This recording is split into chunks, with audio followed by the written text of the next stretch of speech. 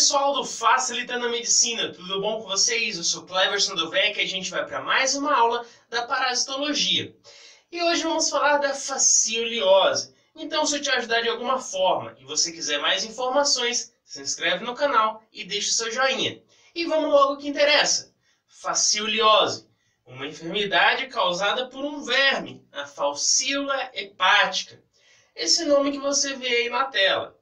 Pois é, ele vai ser um verme em formato de folha. Tem um formato meio parecido. E o seu tamanho vai variar entre 2 a 4 centímetros. É relativamente grande para um verme que vai invadir um corpo ou de um ser humano ou de um animal, que nós vamos entender mais à frente.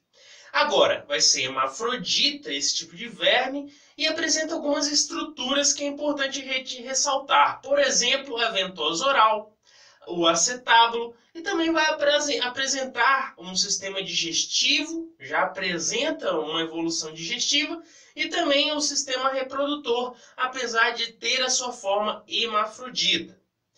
Agora, também é importante a gente ressaltar de início, para entender o ciclo desse parasita, que ele apresenta um hospedeiro intermediário e um hospedeiro definitivo.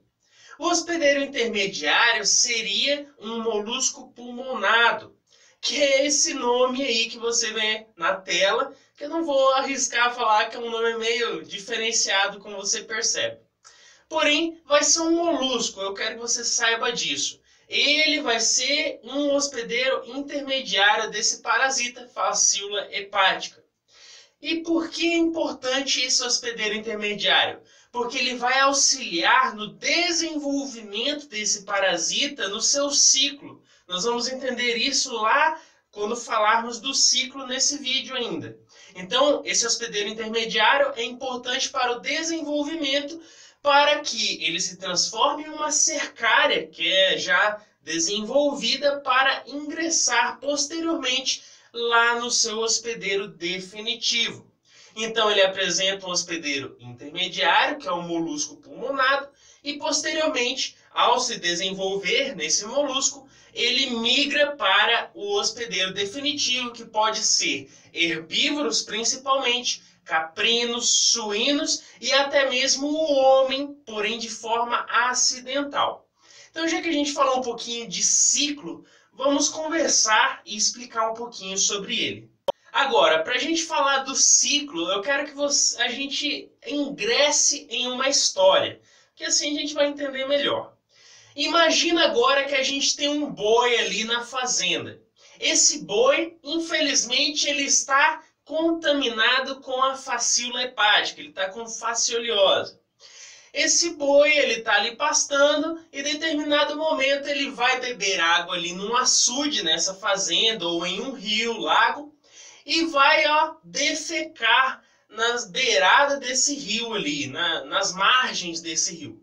E ao defecar, as fezes dessa vaca, desse boi, ela vai estar cheia de ovos desse parasita. E esses ovos que estariam na margem desse açude, desse rio, imagine o que você quiser, mas o que você tem que saber é que os ovos entrarão em contato com a água. Quando esse ovo entra em contato com a água, ele se transforma de ovo em miracídio. O que é miracídio? Seria uma forma larval, uma larva ciliada. E qual a importância dessa larva ciliada nesse ciclo? Porque esse miracídio que é ciliado, ele vai ficar ali nadando nessa água até encontrar quem? O hospedeiro intermediário. E quem é o hospedeiro intermediário que falamos agora há pouco? É o molusco pulmonado. Quando ele encontra esse hospedeiro intermediário, esse miracídio adentra a esse molusco e aí acontece várias transformações. Primeiro, o miracídio se transforma em um esporocisto. Esse esporocisto ele vai se transformar em uma rédea. E essa rédea, finalmente, se transforma em uma cercária. Essa cercária ela já vai estar, de certa forma, desenvolvida. E ela vai sair desse molusco e vai ficar ali exposta na água.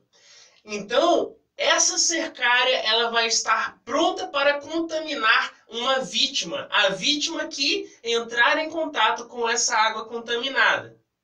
Então vamos resumir para a gente fixar um pouco melhor esse conteúdo. O boi foi e defecou ali com as fezes cheias de ovos. O ovo entra em contato com a água, se transforma em um miracídio, que é uma larva ciliada. Essa larva entra lá no molusco, que é o hospedeiro intermediário, e lá esse miracídio sofre transformações, que citamos agora, e vai se transformar finalmente em uma cercária. Essa cercária sai do molusco e vai estar exposta na água. E aí que vem o problema. Quem entrar em contato com a água contaminada pela cercária vai adquirir essa enfermidade. E aí pode ser uma gama de contaminação, porque pode ser outro animal que vai lá beber essa água, pode ser até o dono da fazenda, que é a nossa história que estamos contando. O dono foi lá, pegou a água para beber e ele vai o quê? Contrair a enfermidade. Ou até mesmo ele pode usar a água que está ali no açude ou no rio da sua propriedade e usar para aguar as suas plantas, por exemplo, a alface, o agrião, fazer a irrigação. E aí vem uma coisa interessante. Essa cercária, quando entra em contato com uma folha, por exemplo, de uma alface ou de um agrião, não sei, ele vai se transformar em uma metacercária. Como assim? A cercária, quando ela está em uma superfície, ela vai liberar enzimas que formam uma cápsula em volta dela, fazendo a sua proteção, transformando ela em uma metacercária. Então ela ficará ali, ó, protegidinha na folha de alface. Aí vai lá o dono da fazenda, colhe a alface e dá para toda a família e todo mundo fica o quê? Contaminado com a cercária e contrai a fascioliose. Então, esse ciclo, ele pode fazer a sua volta, porque a pessoa que se contaminou vai, realiza as suas necessidades em locais inapropriados, e aí outra pessoa vai, entra em contato com a cercária, então vai fechando esse ciclo. Agora, aonde vai parar essa cercária? Ela ingressou no corpo, a gente, por exemplo, bebeu a água contaminada ou comeu a alface ou a fruta contaminada. Aonde estiver essa cercária, ela vai contaminar. Então, eu comi, essa cercária vai se desenvolver na forma adulta da fascícula hepática, esse parasita, e eles vão ficar principalmente na região hepática no ser humano. Basicamente, ali na região biliar, nos conductos biliares, nos canalículos biliares. E aí que está o problema. Ele vai causar vários sintomas. Pode causar até obstrução desses canalículos biliares e levar a uma cirurgia de emergência para retirar esse parasita. Mas calma que a gente vai falar passo a passo de cada sintoma, o que vai acontecer. Existem dois sintomas, os sintomas agudos e os sintomas crônicos, que vamos entender agora. Então, como citei, esse parasita da forma adulta da fascícula hepática, ela vai ficar na região biliar. E ali ela vai causar obstruções nos canalículos biliares, pode também levar a hipertrofia e até mesmo edema de tecidos. Agora, também citei, existem duas fases, a fase aguda e a fase crônica dessa enfermidade. A fase aguda, os sintomas basicamente seriam febre, ali cerca de 40 graus, que é elevado. Também a pessoa apresenta muita, mas muita dor na região do hipocôndrio direito, claramente onde está o fígado, na região biliar ali.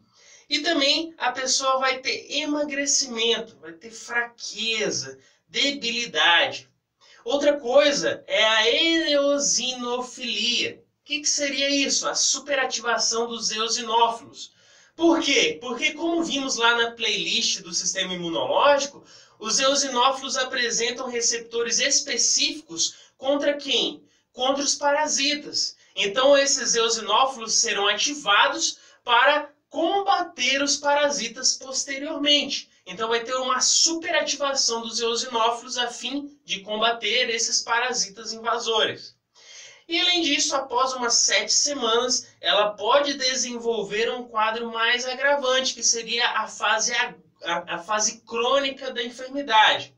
E aí a coisa já fica pior, que seria uma dor maior na região do hipocôndrio, na região do hipocôndrio direito, onde está ali a região biliar, e também aumento da febre. E essas dores na região pancreática podem ocorrer por inflamações locais, porque, claro, está havendo uma reação imunológica, principalmente pela ação dos eosinófilos. Agora, existem casos mais agravantes que é necessário uma retirada desses parasitas por uma forma cirúrgica, uma forma emergencial. E também o quadro clínico perceptivo em uma pessoa já com a fase crônica, seria além da dor que já citamos e a inflamação, seria as febres altas, as fortes cólicas, já que é ali na região abdominal, e também icterícia, problemas gastrointestinais, as febres, como já citei, e as fortes dores. E o diagnóstico para esse tipo de enfermidade? Primeiro, é exame de fezes. Por quê? Porque é nas fezes que a gente vai encontrar os ovos desse parasita, da fascíola hepática. Então, se eu vejo ovos nessas fezes do paciente, pode ser um indicativo. Claro que é bom ter uma ampla gama de exames. Outro exame é o exame laboratorial, onde eu vou perceber a superativação em presença dos eosinófilos. Como citamos, os eosinófilos estarão ativados para combater esse parasita. Já que o eosinófilo tem essa função frente a esses invasores, como a fascíola hepática. Também pode ser realizado o quê? Uma anamnese. O paciente chega ali com dor no hipocôndrio direito, fortes dores na região hepática, biliar, você faz o exame, vê as febres, as infecções locais, e também a tomografia pode auxiliar a perceber a presença desse parasita na região dos canalículos biliares. Pode ser uma forma de diagnóstico também. E o tratamento também vai ser eficaz com auxílio de medicamentos. Que medicamento vamos utilizar para combater e fazer esse tratamento? O bitionol. Bitionol, cerca de 30 a 40 miligramas por quilo da pessoa, 20 a 30 dias, um dia sim e um dia não, utilizando esse medicamento. Bitionol, beleza? Então, pessoal, com isso, fizemos mais um resumo referente à parasitologia. Se te ajudei de alguma forma, deixe o seu joinha e se inscreva aí no canal. Valeu?